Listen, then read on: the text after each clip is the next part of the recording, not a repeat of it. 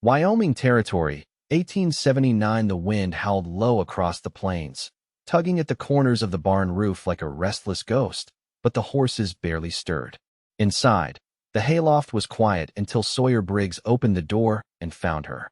She was curled up in the hay like a breathless bird, her dress torn at the hem, legs drawn tight beneath her, no shoes on her feet. Dirt clung to her skin. Her long dark hair spilled over her shoulder, tangled and windblown. For a moment, Sawyer thought she might be dead.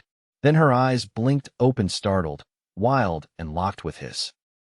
"Please," she rasped, her voice raw. "I'll leave. I just needed to rest." He stepped forward slowly, hands up. "You are not in trouble, ma'am. Just tell me your name." She hesitated, her body still tight with fear. Then she sat up, her voice steadier than before. "Faye Prescott."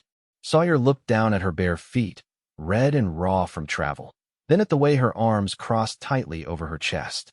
She was shaking. "You have no shoes," he said quietly. "I lost them," she muttered. "Back near the river.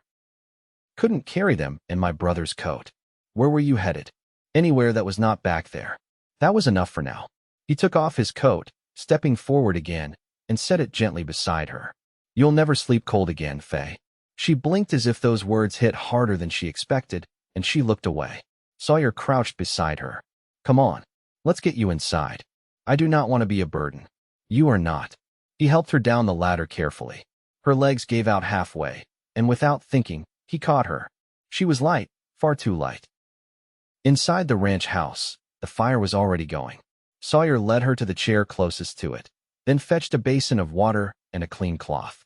"Let me see your feet," he said. Faye hesitated only a second before lifting them toward him. Her skin was cracked, bleeding in places. He worked slowly, winding cloth around her arches, brushing away dirt with warm water. "You live alone out here?" she asked, voice quiet. "My uncle passed 2 summers ago. I took over the cattle. It is just me now." Faye nodded, her eyes never leaving the fire. "I had a brother," she said softly. "Clay. We left Tennessee together after our folks died. Thought we could make a life near Cheyenne. He got sick on the trail. Fever. I buried him myself." Sawyer lowered the cloth slowly. "I am sorry." She nodded. "After that, I just kept walking." He brought her a bowl of stew and sat across from her while she ate. She took small bites at first, then faster. He said nothing, just watched her shoulders start to relax. That night, he gave her the bed and took the cot by the hearth. She tried to protest, but he just shook his head. "You need real rest." She stared at the ceiling for a long time before whispering, "Thank you."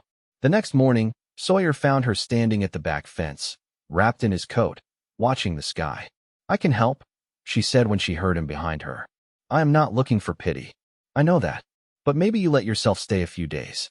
Rest proper." She turned to him, sunlight catching in her eyes. "Why would you help me? You do not even know me." He looked at her for a long time. "Because I remember what it felt like to be alone and hurting and no one seeing it." "You are not invisible, Faye." She looked down, then nodded. Over the next few days, she helped men tack and fed the chickens. She moved slow at first, but steady. Her hands, though rough, were precise. She never asked for more than what she needed, and she never spoke about the past again. Sawyer found himself watching her more than usual. The way she smiled at the horses, how she muttered little things to them like they were old friends. The way her hair caught in the wind when she walked down to the barn. One night, they sat on the porch, 2 mugs of coffee between them, silence stretching easy. "You ever think about leaving?" she asked. He shook his head. "I was born here. These hills know me." She looked out over the land, the last light of the sunset bleeding into the hills. "I think I could stay a while." He turned toward her. "You can stay as long as you like." She smiled, small but real.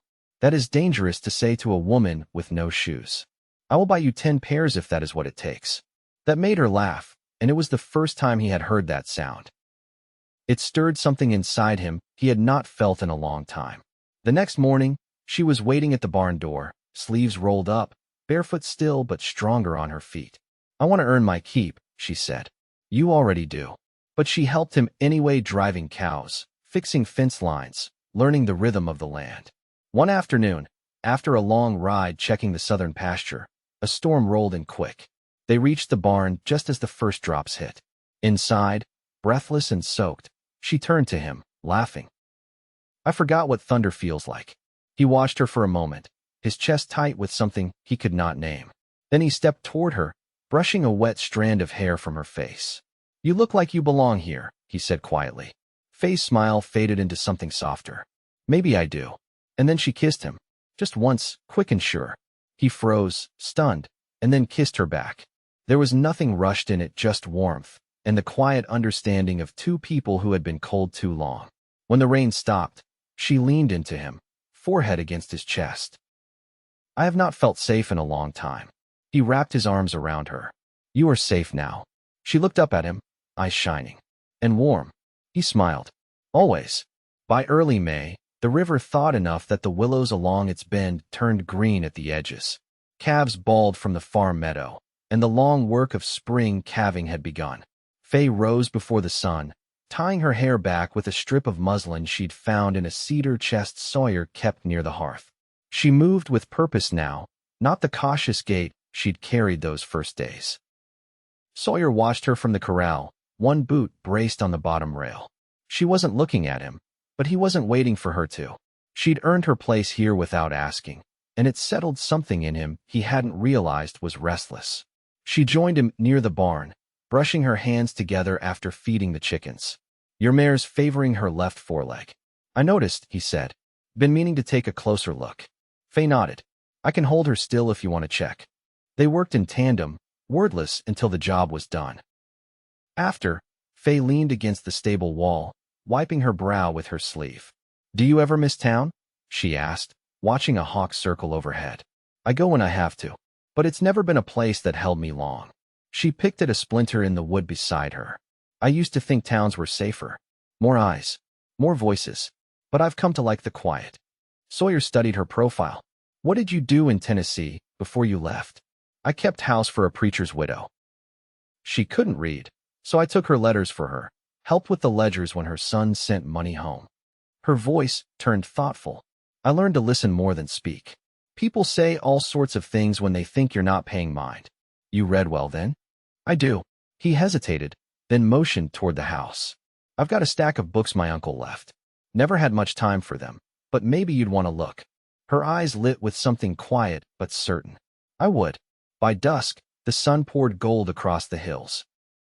Inside, she sat cross-legged on the rug near the hearth, thumbing through a worn volume of Whitman. Sawyer moved around her, setting kindling for the evening fire. You ever write any yourself? He asked. She looked up, surprised. Poetry. Anything. I used to keep a little journal. Nothing fancy. Her fingers traced the edge of the page. I lost it somewhere past Fort Laramie. Rain took most of what I carried. You want paper? I've got some. She closed the book and looked up at him. You're always offering things without making me feel I owe you. You don't. Faye stood, crossing the room with the book still in hand. I never thought I'd have a place again. Not really. She looked at him carefully. But I've started thinking maybe I could build one. Here. He met her gaze. You already have. They stood a breath apart. The fire crackled low. She reached for his hand, slow and certain. I'm not afraid of the quiet anymore, she said. He laced his fingers through hers. Neither am I. Outside, the wind softened, dragging the scent of sage across the porch. Inside, the air held warmth not just from the fire, but from the space they'd begun to make a home not promised, but chosen. The wind carried the scent of cottonwood one morning in late May, and the creek behind the barn had risen an inch overnight. Faye stood ankle-deep in the muddy bank, skirts pinned above her boots, watching the current drag bits of willow bark downstream. Her hands were stained with the damp earth where she'd been setting a line of stones to keep the edge from eroding into the pasture. Sawyer leaned against the gate, arms crossed, eyes narrowed against the morning sun. You planning on rerouting the whole creek?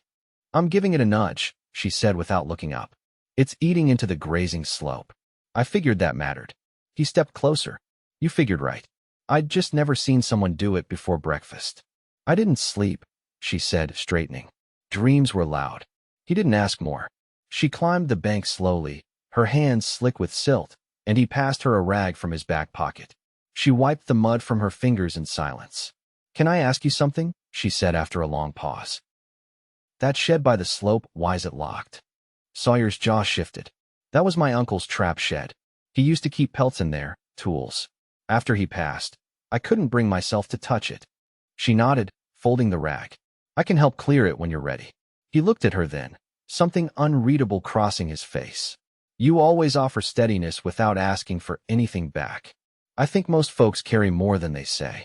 Her eyes flicked toward the ridge. I know I do. That evening, Sawyer saddled the roan mare and led her toward the canyon trail.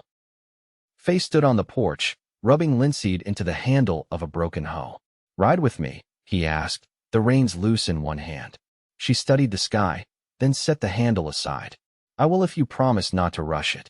They rode without speaking for a while, the horses picking their way through the narrow trail between wind-carved rocks.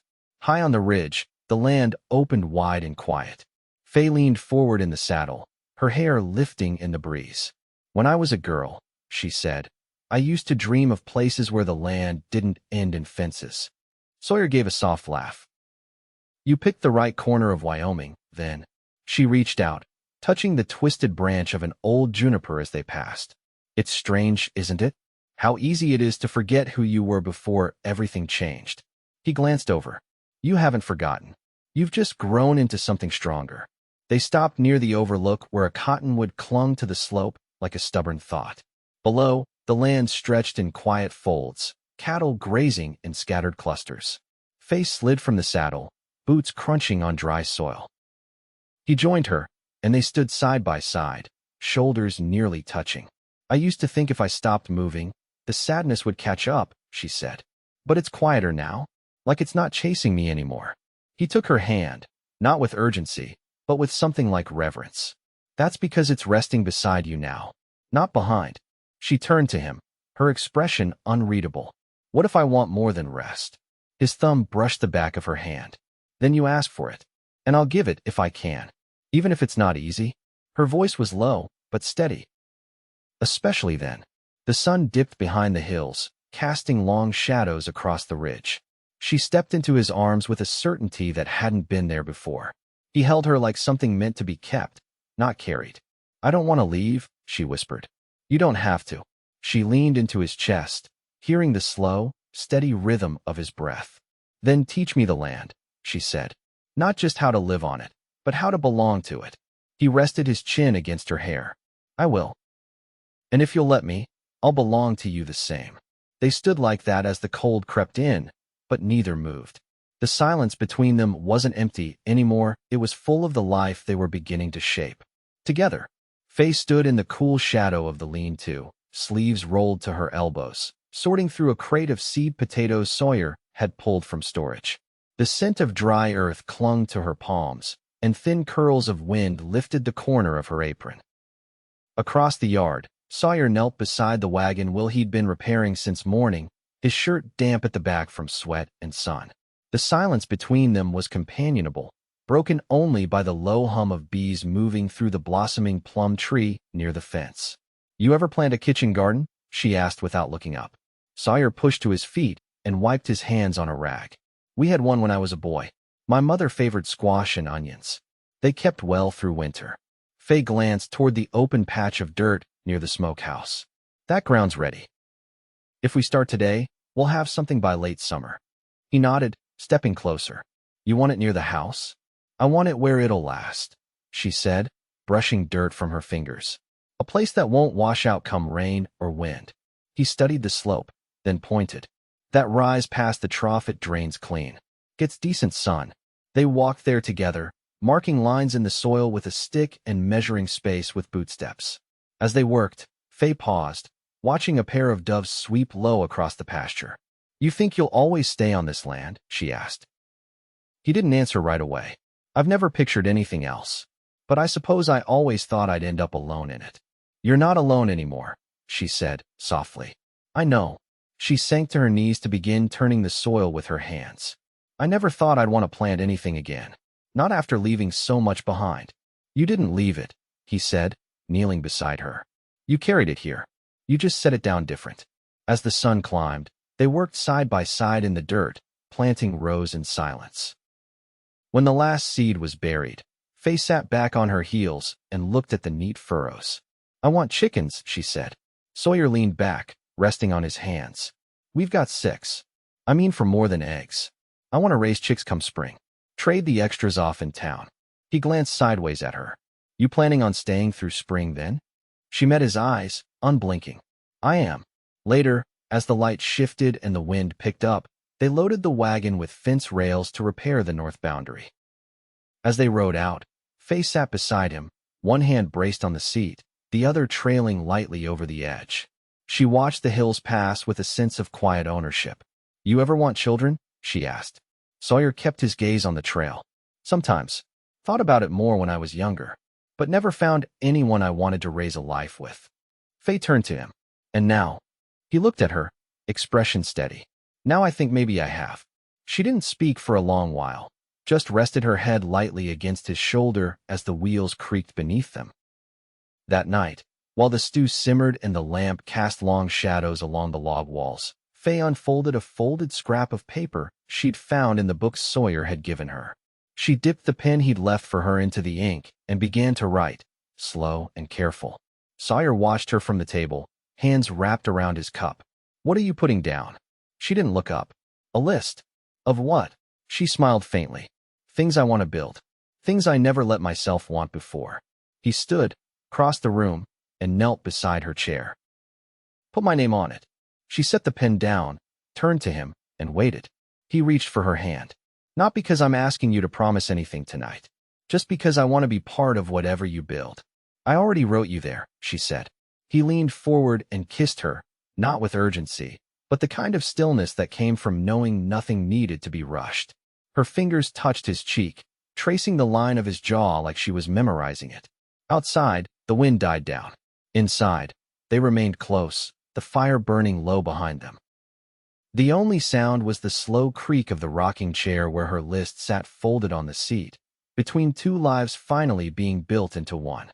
The first rain of June came soft and steady, soaking the ground until puddles gathered beneath the eaves and the cattle stood quiet in the sheltering trees. Faye stayed indoors, barefoot on the plank floor, mending a tear in the back of Sawyer's work shirt. She stitched carefully, her needle steady, the thread tight against the faded fabric.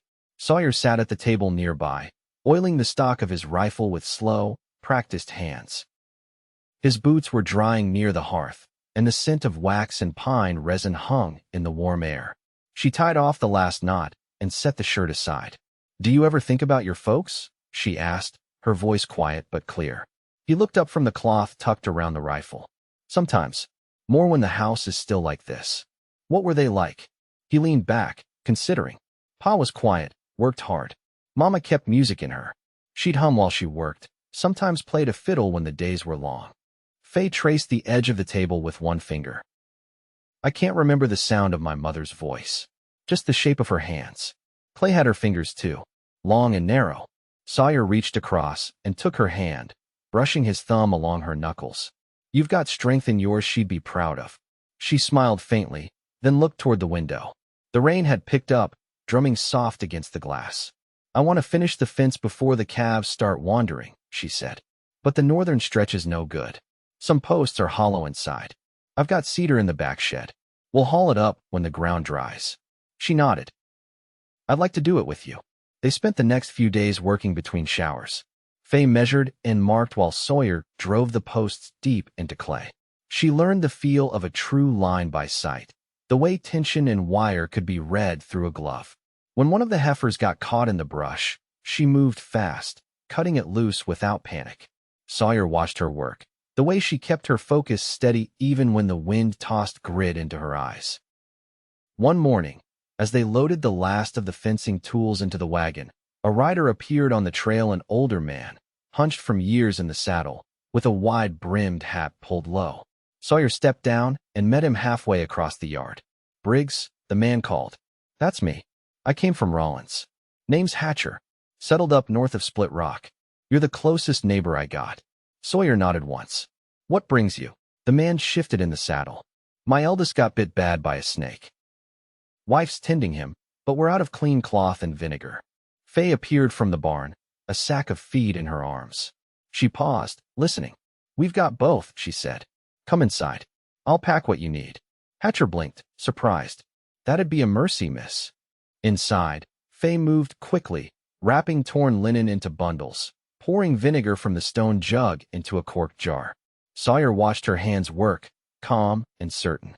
When Hatcher rode off with the supplies, promising repayment in kind, Sawyer turned to her. "You didn't ask what we'd lose," he said. "I didn't have to. There's more here than we need." He stepped closer, brushing a bit of hay from her shoulder. "You ever think of putting roots down proper?" She looked up at him. "I already have." That evening, they ate by lantern light, and when the dishes were cleared, Sawyer opened the drawer beneath the table and drew out a small wooden box. He set it before her with both hands. "What's this?" she asked. He lifted the lid. Inside was a silver band, simple and worn, the inside etched with a faint swirl of engraving. "My mother's," he said. "She gave it to me when I was 16. Told me to pass it on only when I knew I'd found someone who'd stand beside me in all things." Faye stared at it a long time, then lifted her eyes to his. "And you're sure?" "I've never been more." She reached in and took the ring. "Then so am I." They were married 2 Sundays later, in the clearing behind the barn where the wind moved soft through the grass.